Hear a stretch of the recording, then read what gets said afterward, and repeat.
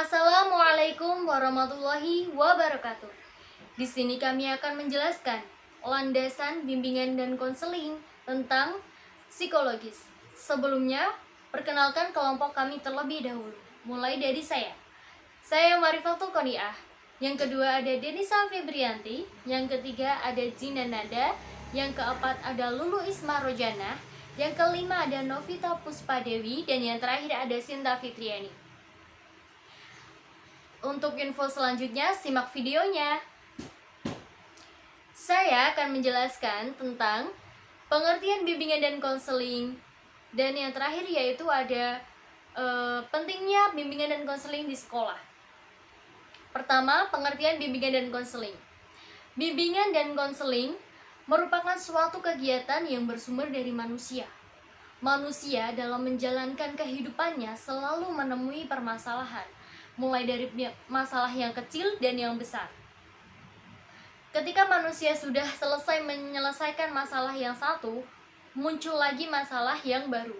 Untuk itu, perlunya manusia untuk mengenal dirinya sendiri agar dapat menyelesaikan masalah dengan yang baik. Menurut pakar bimbingan, bimbingan adalah suatu proses bantuan yang dilakukan secara terus-menerus, secara sistematis, yang dilakukan oleh pembimbing kepada yang dibimbing untuk mencapai suatu proses pemahaman diri, penerimaan diri, dan yang lainnya. Kemudian konseling. Konseling adalah suatu proses kegiatan terpadu bimbingan dua individu, di mana konselor membantu konseli dalam memahami dirinya dan mengatasi permasalahan pada waktu yang akan datang menurut Ketut Supriyadi pada tahun 2008. Kemudian apa sih pentingnya bimbingan konseling itu di sekolah? Tentunya bimbingan dan konseling itu sangat penting diadakan di sekolah. Karena apa? Bimbingan dan konseling itu diadakan di sekolah untuk membantu siswa dalam mengenal dirinya, dalam mengenal potensi dirinya, dalam mengenal kelemahan yang ada pada dirinya. Nah, setelah dipaparkan mengenai penjelasan dari pengertian bimbingan, pengertian konseling, pengertian bimbingan konseling, serta peran penting dari bimbingan konseling untuk sekolah, maka saya akan menjelaskan mengenai aspek dari bimbingan konseling itu sendiri, serta masalah-masalah apa saja yang terdapat dalam aspek bimbingan konseling itu. Nah, bimbingan dan konseling di sekolah ditinjau dari beberapa aspek, yaitu salah satunya yang terdiri dari aspek psikologis. Aspek psikologis itu sendiri terdiri dari beberapa masalah. Yang pertama yaitu masalah perkembangan individu, yang kedua ada masalah perbedaan individu, yang ketiga ada masalah kebutuhan individu, yang keempat ada masalah belajar, yang kelima ada masalah penyesuaian diri, dan yang terakhir ada masalah kelainan tingkah laku. Untuk penjelasan dari masalah-masalah yang sudah saya sebutkan tadi akan dipaparkan oleh teman saya. Nah, selanjutnya ada bab 2 yaitu pembahasan. Di sini kita akan pertama-tama membahas tentang latar belakang psikologis. Menurut Talib pada tahun 2010 menjelaskan bahwa psikologi itu yakni suatu ilmu mengenai deskripsi dan aplikasi yang digunakan untuk melakukan interpretasi, prediksi, pengembangan, dan peningkatan perilaku manusia. Nah, mengadakan deskripsi di sini itu artinya menggambarkan suatu kondisi dan keadaan yang terjadi pada suatu peristiwa menggunakan data empiris sebagai basis suatu deskripsi tersebut. Selanjutnya yaitu menyusun teori, berarti psikologi berfungsi untuk mencari dan merumuskan hukum-hukum atau ketentuan-ketentuan mengenai hubungan antara peristiwa yang satu dengan peristiwa yang lainnya. Nah, yang ketiga, membuat prediksi, berarti psikologi berfungsi melakukan estimasi mengenai hal-hal atau peristiwa-peristiwa yang mungkin terjadi atau gejala-gejala yang akan muncul. Fungsi kontrol atau pengendalian di sini yaitu tugas untuk mengendalikan atau mengatur peristiwa-peristiwa atau gejala-gejala tersebut. Nah, dalam proses pendidikan di sekolah, murid merupakan subjek didik yang pribadi-pribadinya itu unik dengan segala karakteristiknya. Siswa sebagai individu yang dinamis dan berada dalam proses perkembangan memiliki kebutuhan dan dinamika dalam interaksinya dengan lingkungannya. Jadi setiap pribadi siswa itu memiliki karakteristik atau sifat yang berbeda-beda. Jadi di samping itu, siswa sebagai pelajar senantiasa adanya perubahan tingkah laku sebagai hasil proses belajar. Jadi perubahan tingkah laku terhadap individu itu merupakan proses belajar dari siswa tersebut. Jadi hal-hal yang udah saya jelaskan barusan itu merupakan beberapa aspek psikologis dalam pendidikan yang bersumber dari siswa sebagai subjek didik dan dapat menimbulkan masalah-masalah psikologis, menuntut adanya upaya pemecahan melalui layanan bimbingan dan konseling. Kami akan membahas mengenai masalah psikologis pada anak. Di dalam psikologis terdapat berbagai macam masalah. Di antaranya, yang pertama, masalah perkembangan individu. Hal tersebut terjadi sejak individu terbentuk sebagai suatu organisme yang terjadi dalam kandungan ibunya. Individu terus berkembang dan tumbuh. Proses pertumbuhan dan perkembangan yang berlangsung sangat cepat, terutama nampak sejak lahir, yaitu pada masa kanak-kanak, masa sekolah, masa pemuda, dan masa permulaan dewasa. Tujuan proses pertumbuhan dan perkembangan adalah mencapai kedewasaan yang sempurna secara optimal. Proses perkembangan dipengaruhi oleh beberapa faktor. Ada faktor dari luar maupun ada faktor dari dalam.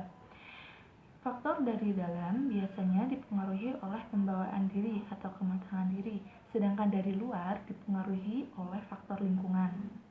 Oleh karena itu, harus ada asuhan yang terarah. Adapun asuhan yang terarah dengan melalui belajar sering disebut pendidikan. Pendidikan sebagai salah satu bentuk lingkungan yang bertanggung jawab dalam memberikan suatu asuhan terhadap perkembangan individu atau peserta didiknya. Layanan bimbingan dan konseling di sekolah merupakan satu-satunya wadah yang dapat membantu para peserta didik untuk menyelesaikan masa-masa transisi dan tugas-tugas perkembangan bagi setiap individu. Dan yang kedua, ada masalah perbedaan individu. Keunikan individu mengandung arti bahwa tidak ada dua orang individu yang sama persis dalam aspek kepribadiannya, baik aspek jasmani maupun aspek rohani. Timbulnya perbedaan individu karena faktor pembawaan dan lingkungan.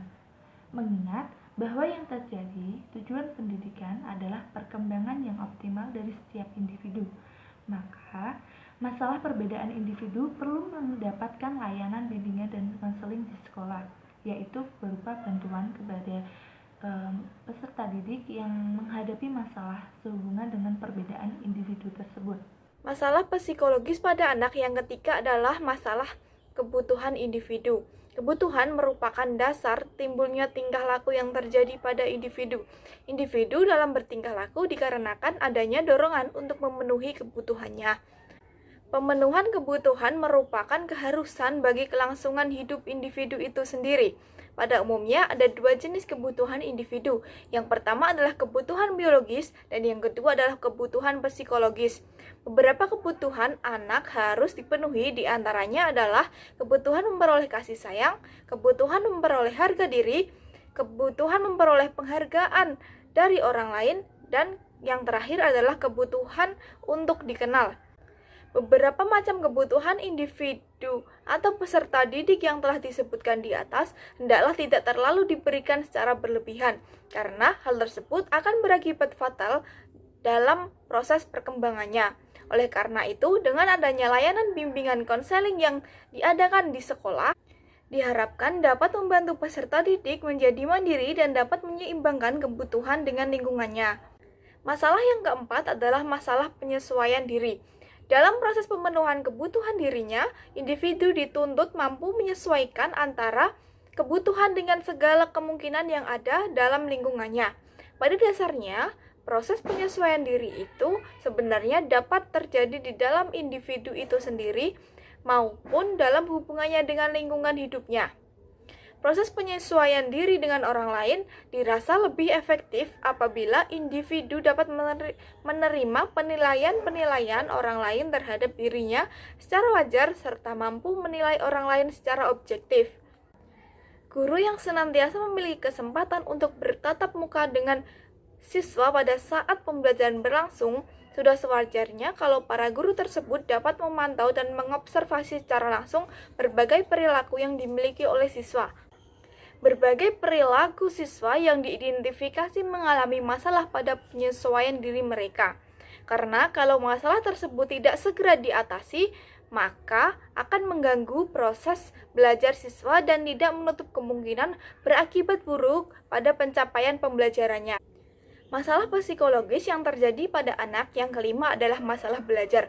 Di sekolah, di samping banyaknya siswa yang memiliki prestasi belajar yang tinggi, tidak jarang dijumpai banyak juga siswa yang mengalami kegagalan dalam belajar. Misalnya adalah nilai rapot di bawah standar, tidak naik kelas, dan nilai ujian di bawah rata-rata, dan lain sebagainya. Kegagalan tersebut terjadi dapat disebabkan karena mereka tidak mendapat layanan bimbingan yang memadai. Sekolah memiliki tanggung jawab yang besar dalam membantu siswa agar mereka berhasil dalam belajar. Untuk itu, hendaknya sekolah memberikan bantuan kepada siswa dalam mengatasi masalah-masalah yang timbul dalam kegiatan belajar. Disinilah letak pentingnya program bimbingan dan konseling untuk membantu siswa dalam keberhasilan belajar. Hai, di sini saya akan menyimpulkan semua penjelasan dari teman-teman saya. Kesimpulannya adalah psikologi merupakan ilmu yang mempelajari tentang semua tingkah laku dan perbuatan setiap individu yang dipengaruhi oleh lingkungannya. Namun, psikologi pada anak tidak hanya dipengaruhi oleh lingkungannya saja. Ada beberapa masalah yang mempengaruhi psikologi anak. Yang pertama adalah masalah perkembangan individu, seperti pubertas. Ketika pubertas, anak mengalami banyak sekali perubahan pada bentuk tubuhnya. Yang kedua adalah masalah perbedaan setiap individu, seperti perbedaan suku, perbedaan ras, perbedaan warna kulit, perbedaan rambut, dan perbedaan lainnya. Yang ketiga adalah kebutuhan setiap individu. Setiap individu memiliki kebutuhan yang berbeda, seperti kebutuhan memperoleh harga diri. Yang keempat adalah penyesuaian diri. Maksudnya adalah anak tersebut mengalami grogi apa tidak ketika bertemu dengan orang banyak, merasa cemas apa tidak ketika dihadapi dengan orang banyak. Yang kelima adalah masalah belajar. Setiap anak memiliki masalah belajar yang berbeda-beda. Seringkali hasil tidak sesuai dengan usaha.